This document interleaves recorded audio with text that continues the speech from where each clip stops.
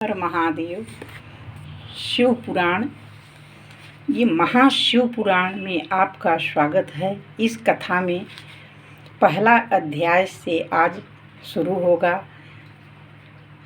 शिव पुराण अध्ययन शिव पुराण में 7 संहिताएं और 11 खंड में बांटा गया है। शिव पुराण में 24,000 श्लोक हैं और 7 खंड हैं जो अलग अलग भाव में सुनाया जाएगा। तो आज पहला अध्याय श्रवण करिए। पहले तो शिव महात्म्य। जो भी मनुष्य शिव पुराण पढ़ता या सुनता है वो निष्पाप हो जाता है। इसे प्रतिदिन आदरपूर्वक पढ़ने सुनने से शिव पद को प्राप्त हो जाता है। उसका हृदय शुद्ध हो जाता है और वो निष्पाप हो जाता है। उसके सारे पाप ताप मिट जाते हैं। तो शिव पुराण का अगर प्रीतिपूर्वक अध्ययन करें तो ज़रूर मनोकामना भी पूरी होती है। और 2 सावन पढ़ रहे हैं जिसमें शिव पुराण अगर कोई शुद्ध हृदय चित्त मन लगा करके सुनेगा तो उसका निश्चय ही भला होगा। श्री शिव पुराण महात्म्य।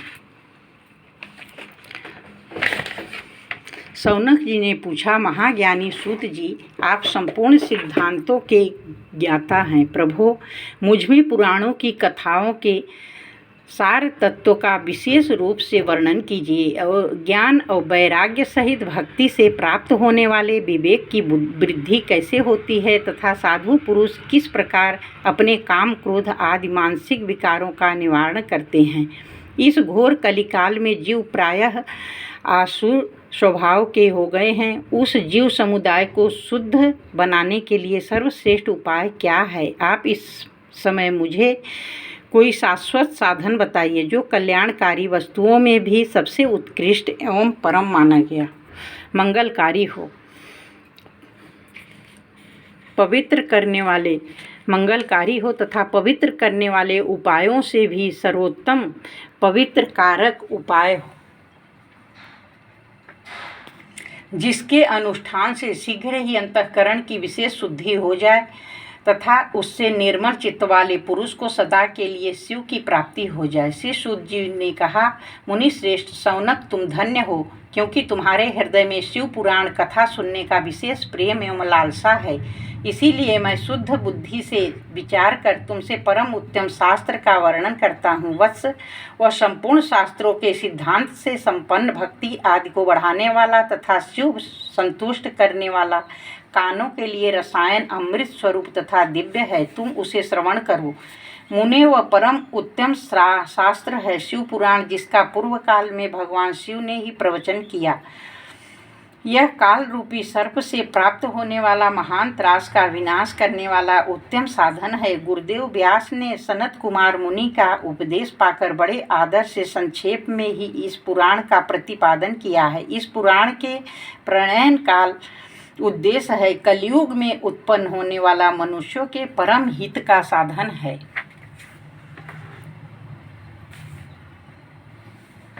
यह शिव पुराण परम उत्तम शास्त्र है। इसे इस भूतल पर भगवान शिव का वाङ्मय स्वरूप समझना चाहिए। सब प्रकार से इसका सेवन करना चाहिए। इसका पठन और श्रवण सर्वसाधन रूप है।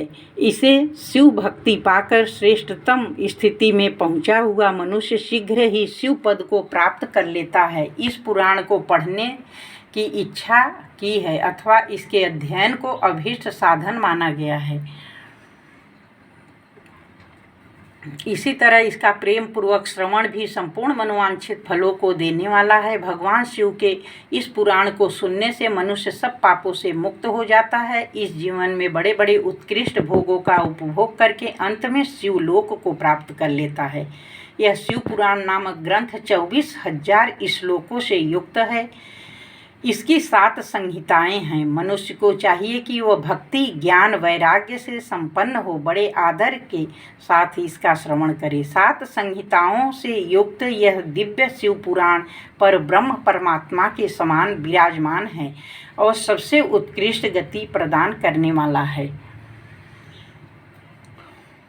जो निरंतर अनुसंधान पूर्वक इस शिव पुराण को वांचता अथवा नित्य प्रेम पूर्वक इसका पाठ मात्र करता है वह पुण्यात्मा है, इसमें संशय नहीं है। जो उत्तम बुद्धि वाला पुरुष अंतकाल में भक्ति पूर्वक इस पुराण को सुनता है, उस पर अत्यंत प्रसन्न हुए भगवान महेश्वर उसे अपना पद प्रदान करते हैं। जो प्रतिदिन आदर पूर्वक इस पुराण को पूजन करता है, वह संसार में संपूर्ण भोगों को भोगकर अंत में भगवान शिव के पद को प्राप्त कर लेता है। जो प्रतिदिन आलस्य रहित हो रेशमी वस्त्र आदि के वेष्टन से इस शिव पुराण का सत्कार करता है, वह सदा सुखी होता है।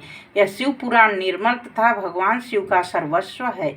जो यह लोक परलोक में भी सुख चाहता है, उसे आदर के साथ प्रयत्न पूर्वक इसका सेवन करना चाहिए। यह निर्मल एवं उत्तम शिव पुराण धर्म, अर्थ, काम, मोक्ष रूप चारों पुरुषार्थों को देने वाला है। अतः सदा प्रेम पूर्वक इसका श्रवण एवं विशेष पाठ करना चाहिए। प्रथम अध्याय। शिव पुराण के श्रवण से देवराज को शिवलोक की प्राप्ति तथा चंचुला का पाप से भय एवं संसार से वैराग्य। श्री शौनक जी ने कहा, महाभाग सूत जी, आप धन्य हैं, परमार्थ तत्व के ज्ञाता हैं। आपने कृपा करके हम लोगों को बड़ी अद्भुत एवं दिव्य कथा सुनाई है। भूतल पर इस कथा के समान कल्याणकारी सर्वश्रेष्ठ साधन दूसरा कोई नहीं है। यह बात हमने आज आपकी कृपा से निश्चय पूर्वक समझ ली। सूत जी, कलयुग में इस कथा के द्वारा कौन कौन से पापी शुद्ध होते हैं, उन्हें कृपा कर मुझे बताइए और जगत को कृतार्थ कीजिए। सूत जी बोले, मुने, जो मनुष्य पापी, दुराचारी, खल, काम, क्रोध आदि से निरंतर डूबे रहने वाले हैं, इस पुराण के श्रवण पठन से अवश्य ही शुद्ध हो जाते हैं। इसी विषय में जानकार मुनि इस प्राचीन इतिहास का उदाहरण दिया करते हैं, जिसके श्रवण मात्र से पापों का पूर्णतया नाश हो जाता है। पहले की बात है, कहीं किरातों के नगर में एक ब्राह्मण रहता था। बहुत पहले की ये कहानी है। जो ज्ञान में अत्यंत दुर्बल, दरिद्र, रस बेचने वाला तथा वैदिक धर्म से विमुख था। वह स्नान, संध्या आदि कर्मों से भ्रष्ट हो गया था। वैश्यावृत्ति तत्पर रहता था। उसका नाम था देवराज। वह अपने ऊपर विश्वास करने वाले लोगों को ठगा करता था। उसने ब्राह्मण, क्षत्रिय, वैश्य, शूद्रों तथा दूसरे को भी अनेक बहानों से मारकर उन सबका धन हड़प लिया करता था, परंतु उस पापी का थोड़ा भी धन कभी धर्म के काम में नहीं लगा। वो वैश्यागामी था, आचार भ्रष्ट था। एक दिन घूमता घामता दैवश प्रतिष्ठानपुर झूसी प्रयाग में जा पहुंचा। वहां उसने एक शिवालय देखा जहां बहुत से साधु महात्मा एकत्र हुए। देवराज उस शिवालय में ठहर गया, किंतु वहां उस ब्राह्मण को ज्वर आ गया। वह ज्वर से उसको बड़ी पीड़ा होने लगी। वहाँ एक ब्राह्मण देवता शिव पुराण की कथा सुना रहे थे। ज्वर से पड़ा हुआ देवराज ब्राह्मण के मुखारबिंद से निकली हुई उस शिव कथा को निरंतर सुनता रहा। 1 मास के बाद वह ज्वर से अत्यंत पीड़ित होकर के चल बसा। यमराज के दूत आए और उसे पासों में बांधकर बलपूर्वक यमपुरी ले गए। इतने में शिवलोक से भगवान शिव के पार्षद गण आ गए। उनके गौर अंग कर्पूर के समान उज्जवल थे। त्रिशूल सुशोभित था। संपूर्ण अंग में भस्म से उद्भासित थे। रुद्राक्ष की मालाएं उनके शरीर की शोभा बढ़ा रहे थे। वे सबके सब क्रोध पूर्वक यमपुरी में गए। यमराज के दूतों को मार पीट कर बारंबार धमका कर देवराज को चंगुल से छुड़ा लिया। अत्यंत अद्भुत विमान पर बिठाकर जब वे शिवदूत कैलाश जाने का उद्यत हुए, उस समय यमपुरी में बड़ा भारी कोलाहल मच गया। उस कोलाहल को सुनकर धर्मराज अपने भवन से बाहर आए। साक्षात दूसरे रुद्रों के समान प्रतीत होने वाले उन चारों दूतों को देखकर धर्मराज उनका विधि पूर्वक पूजन किया। ज्ञान दृष्टि से देखकर वृत्तांत जान लिया। उन्होंने भय के कारण भगवान शिव के उन महात्मा दूतों से कोई बात नहीं पूछी, उल्टे उन सबकी पूजा एवं प्रार्थना की। तत्पश्चात शिवदूत कैलाश को चले गए। उन्होंने उस ब्राह्मण को दया सागर सांब शिव के हाथों में दे दिया। शौनक ने कहा, महाभाग सूत जी, आप सर्वज्ञ हैं। महामते, आपके कृपा प्रसाद से बारंबार कृतार्थ हुआ इस इतिहास को सुनकर मेरा मन अत्यंत आनंद से निमग्न हो रहा है। अतः भगवान शिव में प्रेम बढ़ाने वाली शिव संबंधिनी दूसरी कथा भी कहिए।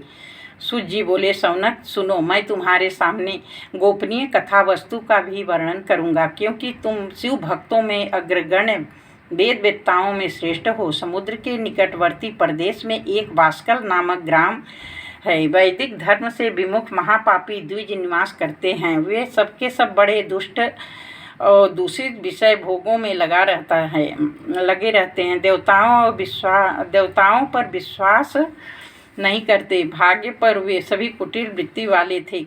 किसानी करते, भांति भांति घातक अस्त्र शस्त्र रखते हुए व्यभिचारी और खल हैं। ज्ञान, वैराग्य, सद्धर्म सेवन मनुष्य के लिए परम पुरुषार्थ है, इस बात को वे बिल्कुल नहीं जानते।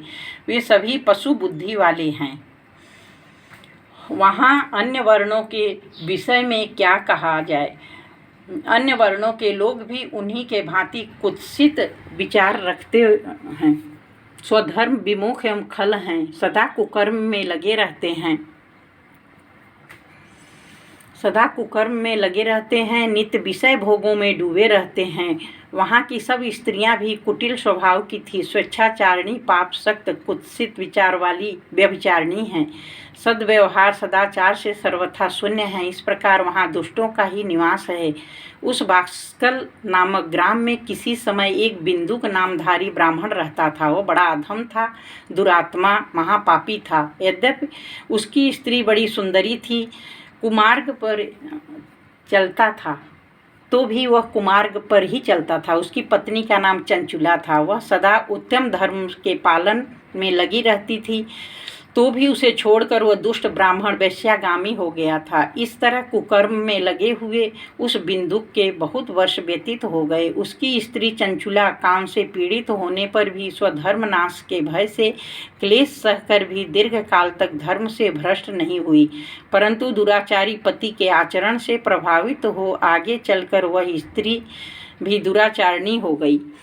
इस तरह दुराचार में डूबे हुए उन मूढ़ चित्त वाले पति पत्नी का बहुत सा समय बीत गया। तदनंतर शूद्र जाति वेश्या का पति बना हुआ वह दूषित बुद्धि वाला दुष्ट ब्राह्मण बिंदुक समयानुसार मृत्यु को प्राप्त हो नरक में जा पड़ा।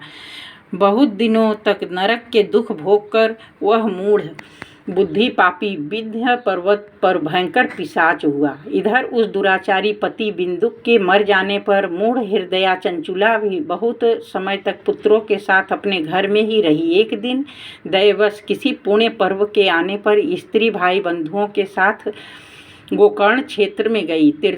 तीर्थ यात्रियों के संग में उसने भी उस समय जाकर किसी तीर्थ के जल में स्नान किया। फिर वह साधारणतया मेला देखने के लिए इधर उधर घूमने लगी।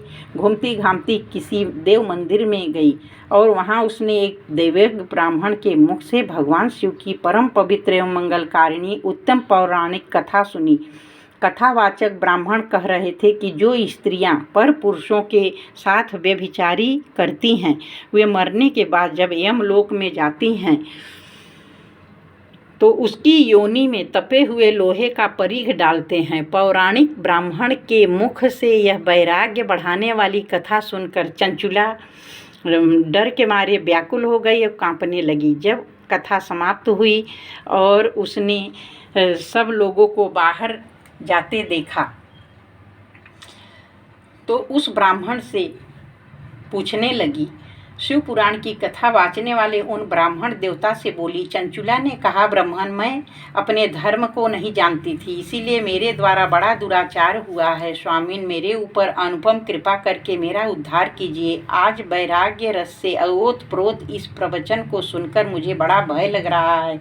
मैं कांप उठी हूँ और मुझे इस संसार से वैराग्य हो गया है। मुझ मूढ़ चित्त वाली पापिनी को धिक्कार है। मैं सर्वथा निंदा के योग्य हूँ और कुत्सित भाव में फंसी हुई हूँ और धर्म से विमुख हो गई हूँ। हाय, न जाने किस किस घोर कष्टदायक दुर्गति से मुझे मुझे जाना पड़ेगा। और कौन बुद्धिमान पुरुष कुमार्ग में मन लगाने वाली मुझ पापिनी का साथ देगा? मृत्यु काल में उन भयंकर यमदूतों को मैं कैसे देखूंगी जब वे बलपूर्वक मेरे गले में फंदे डालकर मुझे बांधेंगे? तब मैं कैसे धीरज धारण कर सकूंगी? नरक में जब मेरे शरीर के टुकड़े किए जाएंगे तब उस समय दुख देने वाली महा यातना को मैं कैसे सहूंगी? हाय, मैं तो मारी गई, मैं जल गई, मेरा हृदय विदीर्ण हो गया, सब प्रकार से नष्ट हो गई, क्योंकि मैं हर तरह से पापिनी पाप में डूबी रही हूँ। ब्राह्मण,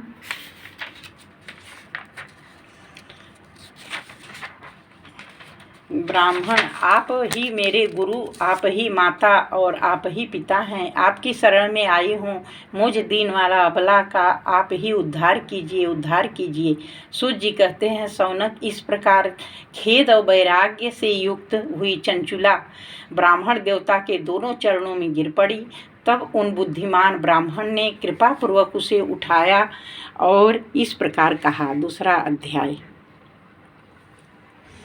ब्राह्मण बोले, नारी सौभाग्य की बात है। भगवान शंकर की कृपा से शिव पुराण की इस वैराग्य युक्त कथा को सुनकर तुम्हें समय पर चेत हो गया। ब्राह्मण पत्नी, तुम डरो मत, भगवान शिव की शरण में आओ। शिव की कृपा से सारा पाप तत्काल नष्ट हो जाता है। मैं तुमसे भगवान शिव की कीर्ति कथा से युक्त उस परम वस्तु का वर्णन करूंगा जिससे तुम्हें सदा सुख देने वाला और गति प्राप्त होगी। शिव की उत्तम कथा सुनने से तुम्हारी बुद्धि इस तरह पश्चाताप से युक्त एवं शुद्ध हो गई है और साथ ही तुम्हारे मन में विषयों के प्रति वैराग्य हो गया है। पश्चाताप ही पाप करने वाले पापियों के लिए सबसे बड़ा प्रायश्चित है। सत्पुरुषों ने सबके लिए पश्चाताप को ही समस्त पापों का शोधक बताया है। पश्चाताप पापों की शुद्धि होती है। पश्चाताप से वास्तव में पापों का प्रायश्चित करता है। सत्पुरुषों ने समस्त पापों की शुद्धि के लिए जैसे प्रायश्चित का उपदेश किया है, वे सब पश्चाताप से संपन्न हो जाता है। जो पुरुष विधि पूर्वक प्रायश्चित करके निर्भय हो जाता है पर अपने कुकर्म के लिए पश्चाताप नहीं करता, उसे प्रायः उत्तम गति नहीं प्राप्त होती। परंतु जिसे कुकृत्य पर हार्दिक पश्चाताप होता है वह अवश्य उत्तम गति का भागी होता है, इसमें संशय नहीं। इस शिव पुराण की कथा सुनने से जैसे चित्त शुद्धि होती है वैसे दूसरे उपायों से नहीं होती। जैसे दर्पण साफ करने पर निर्मल हो जाता है,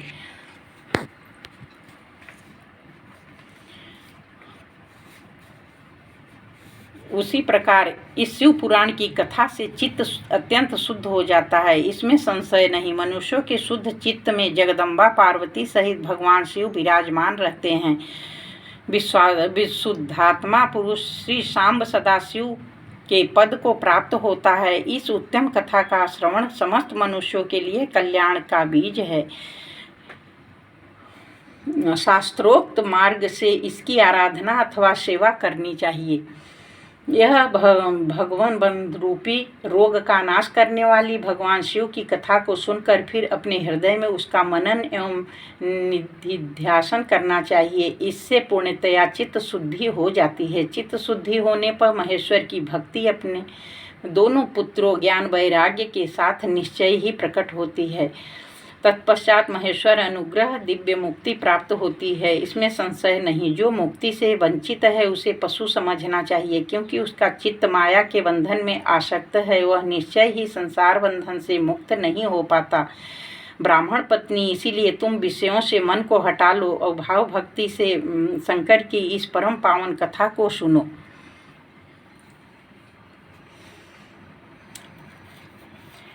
परमात्मा शंकर की कथा सुनने से तुम्हारे चित्त की शुद्धि होगी, इससे तुम्हें मोक्ष की प्राप्ति होगी। निर्मल चित्त से भगवान शिव के चरणारविंदों का चिंतन करता है, उसकी इसी जन्म में मुक्ति हो जाती है। यह मैं तुमसे सत्य कहता हूँ।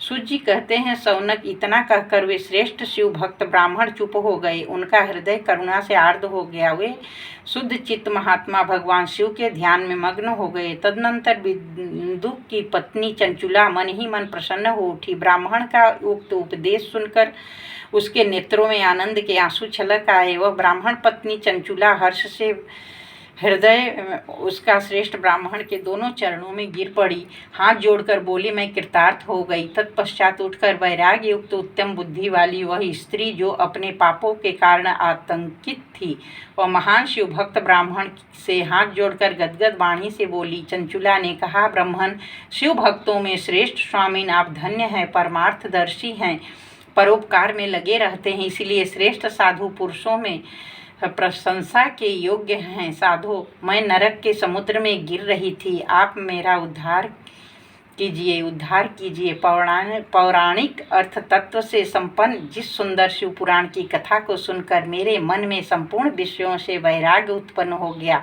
उसी शिव पुराण को सुनने के लिए इस समय मेरे मन में बड़ी श्रद्धा हो रही है। सूत जी कहते हैं, ऐसा कहकर हाथ जोड़कर उसका अनुग्रह पाकर चंचुला उस शिव पुराण की कथा को सुनने की इच्छा मन में लिए ब्राह्मण देवता की सेवा में तत्पर वहाँ रहने लगी। तदनंतर शिव भक्तों में श्रेष्ठ शुद्ध बुद्धि वाले उन ब्राह्मण देवता उसे स्थान पर उस स्त्री को शिव पुराण की उत्तम कथा सुनाई। इस प्रकार उस गोकर्ण नामक महाक्षेत्र में उन्हीं श्रेष्ठ ब्राह्मण से उसने शिव पुराण की वो परम उत्तम कथा सुनी, जो भक्ति ज्ञान वैराग्य को बढ़ाने वाली तथा मुक्ति देने वाली। उस परम उत्तम कथा को सुनकर ब्राह्मण पत्नी अत्यंत कृतार्थ हो गई, उसका चित्त शीघ्र ही शुद्ध हो गया। फिर भगवान शिव के अनुग्रह से उसके हृदय में शिव के सगुण रूप का चिंतन होने लगा। इस प्रकार उसने भगवान शिव में लगी रहती उत्तम बुद्धि पाकर शिव के सच्चिदानंदमय स्वरूप का बारंबार चिंतन आरंभ किया। तत्पश्चात समय के पूरे होने पर भक्ति ज्ञान वैराग्य से युक्त हुई चंचुला ने अपने शरीर को बिना किसी कष्ट के त्याग दिया। इतने में त्रिपुर शत्रु भगवान शिव का भेजा हुआ एक दिव्य विमान गति से पहुंचा, जो उनके अपने गणों से संयुक्त भांति भांति के शोभा साधन से संपन्न था। चंचुला उस विमान पर आरूढ़ हुई। भगवान शिव के श्रेष्ठ पार्षदों ने उसे तत्काल शिवपुरी में पहुंचा दिया।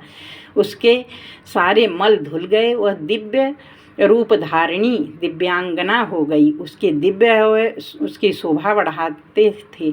मस्तक पर अर्धचंद्र मुकुट धारण किए हुए गौरांगी देवी शोभाशाली दिव्य आभूषणों से विभूषित थी। शिवपुरी में पहुंचकर उसने सनातन देवता त्रिनेत्रधारी महादेव जी को देखा। सभी मुख्य देवता उनकी सेवा में खड़े थे। गणेश, भृंगी, नंदीश्वर, वीरभद्रेश्वर आदि उनकी सेवाएं में उत्तम भक्ति से उपस्थित थे। उनकी अंग कांति करोड़ों सूर्यों के समान प्रकाशित हो रही थी। कंठ में नील चिन्ह शोभा पाता था।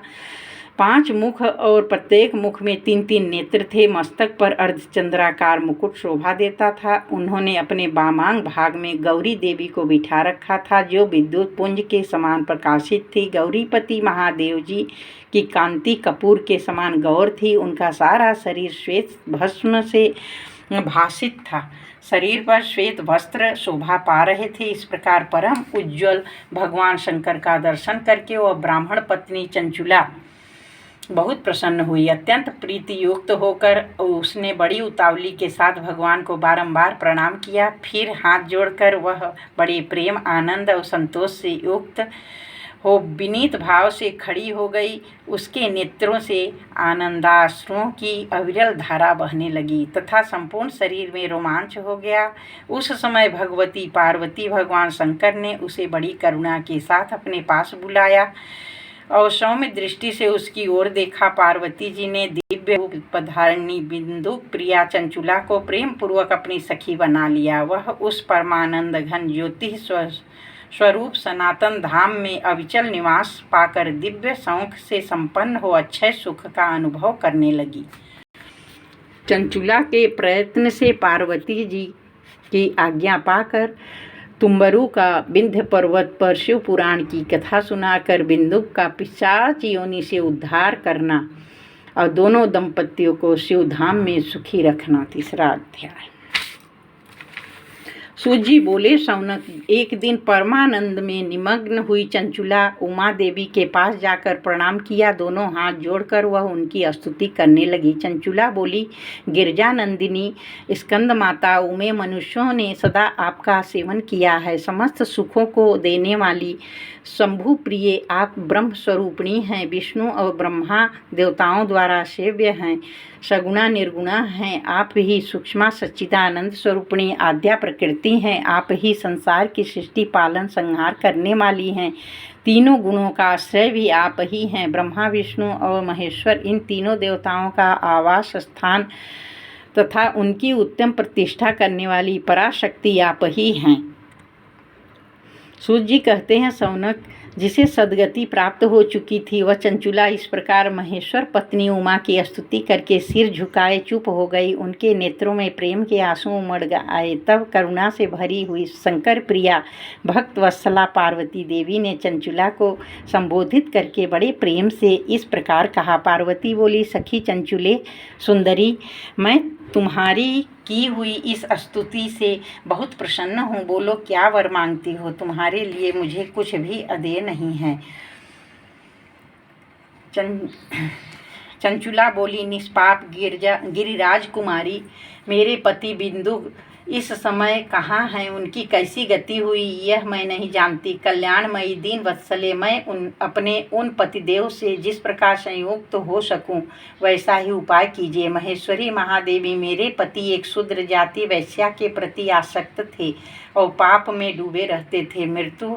उनकी मृत्यु मुझसे पहले हो गई थी। न जाने वे किस गति को प्राप्त हुए होंगे। गिरजा बोली, बेटी, तुम्हारा बिंदुक नाम वाला पति बड़ा पापी था। उसका अंतःकरण बड़ा दूषित था। वैश्या का उपभोग करने वाला वो महामूढ़ मरने के बाद नरक में पड़ा। अगणित वर्षों तक नरक में नाना प्रकार के दुख भोग रहा है। पापात्मा शेष पाप को भोगने के लिए विंध्य पर्वत पर पिशाच हुआ है। इस समय वह पिशाच अवस्था में ही है। नाना प्रकार के क्लेश उठा रहा है। दुष्ट वही वायु पीकर रहता और सदा सब प्रकार के कष्ट सहता। सूत जी कहते हैं, शौनक, गौरी देवी की यह बात सुनकर उत्तम व्रत का पालन करने वाली चंचुला उस समय पति के महान दुख से दुखी हो गई। फिर मन को स्थिर करके उस ब्राह्मण पत्नी ने व्यथित हृदय से महेश्वरी के प्रणाम करके पुनः पूछा। चंचुला बोली, महेश्वरी देवी, मुझ पर कृपा कीजिए। दूषित कर्म करने वाले मेरे उस दुष्ट पति का अब उद्धार कर दीजिए। देवी, कुत्सित बुद्धि वाले मेरे पति उस पुण्य पापात्मा पति को किस उपाय से उत्तम गति प्राप्त हो सकती है? शीघ्र बताइए। पार्वती ने कहा, तुम्हारा पति यदि शिव पुराण की पुण्यमयी उत्तम कथा सुनेगा तो उत्तम गति को प्राप्त हो जाएगा। अमृत के समान मधुर अक्षरों से युक्त गौरी देवी का वचन आदर पूर्वक सुनकर चंचुला ने हाथ जोड़कर मस्तक झुका उन्हें बारंबार प्रणाम किया। अपने पति के समस्त पापों की शुद्धि तथा उत्तम गति की प्राप्ति के लिए पार्वती देवी से प्रार्थना की कि मेरे पति को शिव पुराण सुनाने की व्यवस्था होनी चाहिए। ब्राह्मण पत्नी के बारंबार प्रार्थना करने पर शिव प्रिया गौरी देवी को बड़ी दया आई। उन भक्तवत्सला महेश्वरी गिरिराज कुमारी ने भगवान शिव की उत्तम कीर्ति का गान करने वाले गंधर्वराज तुम्बरु को बुलाकर प्रसन्नतापूर्वक कहा, तुम्बरु, तुम्हारी भगवान शिव में प्रीति है। तुम मेरे मन की बात को जानकर मेरे अभीष्ट कार्यों को सिद्ध करने वाले हो, इसीलिए मैं तुमसे एक बात कहती हूँ, तुम्हारा कल्याण हो। तुम मेरी इस सखी के साथ शीघ्र ही विंध्य पर्वत को जाओ। वहाँ एक महाघोर भयंकर पिशाच रहता है। उसका वृत्तांत तुम आरंभ से ही सुनो। मैं तुमसे प्रसन्नतापूर्वक सब कुछ बताती हूँ। पूर्व जन्म में वो पिशाच बिंदुक नामक ब्राह्मण था। मेरी इस सखी चंचुला का पति था, परंतु वह दुष्ट वेश्यागामी हो गया। स्नान संध्या आदि नित्य कर्म छोड़कर अपवित्र रहने लगा। क्रोध के कारण उसकी बुद्धि पर मूढ़ता छा गई थी। वह कर्तव्य विवेकहीन हो गया था। अभक्ष भक्षण, सज्जनों से द्वेष और दूषित वस्तुओं का दान लेना यही उसका स्वाभाविक कर्म बन गया था। अस्त्र शस्त्र लेकर हिंसा करता, हाथ से खाता, दिनों को सताता, क्रूरतापूर्वक पराये घरों में आग लगा देता, चांडालों से प्रेम करता, प्रतिदिन वेश्या के संपर्क में रहता, बड़ा दुष्ट था। वह पापी अपनी पत्नी का परित्याग करके दुष्टों के संग में ही आनंद मनाता था, मृत्यु पर्यंत दुराचार में ही फंसा रहा। फिर अंतकाल आने पर उसकी मृत्यु हो गई। वह पापियों के भोग स्थान घोर यमपुर में गया। वहाँ बहुत से नरक को उपभोग करके दुष्टात्मा जीव इस समय विंध्य पर्वत पर पिशाच बना हुआ है। वह दुष्ट पिशाच अपने पापों का फल भोग रहा है। तुम उसे शिवपुराण दिव्य कथा का प्रवचन करो। पुण्यमयी समस्त पापों का नाश करने वाली शिवपुराण की कथा का श्रवण सबसे उत्कृष्ट पुण्य कर्म है, फल देने वाला है। समस्त पापों को शुद्ध हो जाएगा, प्रेत योनि का परित्याग कर देगा। वह दुर्गति से मुक्त होने पर बिंदुक नामक पिशाच को मेरी आज्ञा से विमान पर बिठाकर तुम भगवान शिव के समीप ले आओ। सूत जी कहते हैं, शौनक महेश्वरी उमा के इस प्रकार आदेश देने पर गंधर्वराज तुम्बरु मन ही मन बड़े प्रसन्न हुए। तत्पश्चात पिशाच की सती साध्वी पत्नी चंचुला के साथ विमान पर बैठकर नारद के प्रिय मित्र तुम्बरु वेगपूर्वक विंध्याचल पर्वत पर गए, जहाँ पिशाच रहता था। वहाँ उन्होंने एक पिशाच को देखा। उसका शरीर विशाल था, ठोड़ी बहुत बड़ी थी। वह कभी हंसता कभी रोता उछलता। उसकी आकृति बड़ी विकराल थी। भगवान शिव की उत्तम कीर्ति का गान करने वाले महाबली तुम्बरु ने अत्यंत भयंकर पिशाच को पाशों द्वारा बांध दिया। तदनंतर तुम्बरु शिव पुराण की कथा वाचने का निश्चय करके महोत्सव युक्त स्थान मंडप आदि की रचना की। इतने में संपूर्ण लोकों के भीड़ बड़े वेग से यह प्रचार हो गया कि देवी पार्वती की आज्ञा से पिशाच का उद्धार करने के लिए शिव पुराण की उत्तम कथा सुनाने के लिए तुम्बरु विंध्य पर्वत पर गए हैं। फिर तो उस कथा को सुनने के लिए लोभ से बहुत से देवर्षि शीघ्र ही वहां जा पहुँचे और शिव पुराण सुनने के लिए आए लोगों का पर्वत पर बड़ा अद्भुत और कल्याणकारी समाज जुट गया। फिर तुम्बरु ने उस पिशाच को पासों से बांधकर आसन पर बिठाया, हाथ में वीणा लेकर गौरीपति की कथा का गान आरंभ किया। पहले विंध्येश्वर संहिता से लेकर 7वीं वायु संहिता तक महात्मयी शिव पुराण की कथा उन्होंने स्पष्ट वर्णन किया। 7 संहिताओं सहित शिव पुराण का आदर पूर्वक श्रवण करके वे सभी श्रोता पूर्णतः कृतार्थ हो गए। उस परम पुण्यमय शिव पुराण को सुनकर उस पिशाच ने अपने सारे पापों को धोकर शरीर को त्याग दिया। फिर तो शीघ्र ही उसका रूप दिव्य हो गया, अंग कांति गौर वर्ण की हो गई। शरीर पर श्वेत वस्त्र तथा सब प्रकार के पुरुषोचित आभूषण उसके अंगों में उद्भासित करने लगा।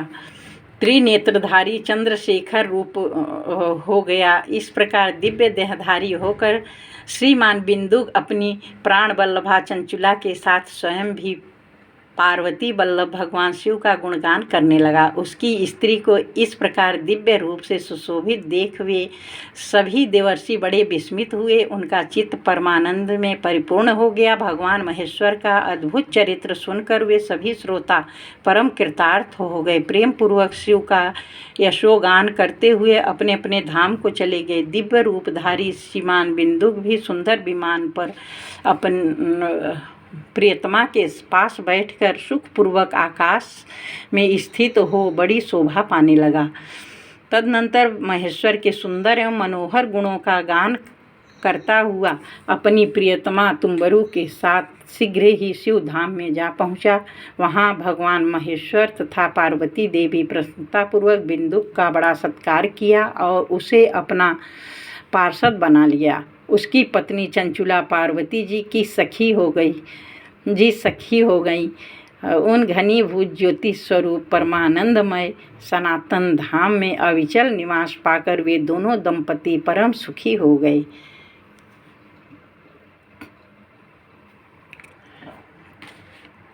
शिव पुराण के श्रवण की विधि तथा श्रोताओं के पालन करने योग्य नियमों का वर्णन अगले एपिसोड में।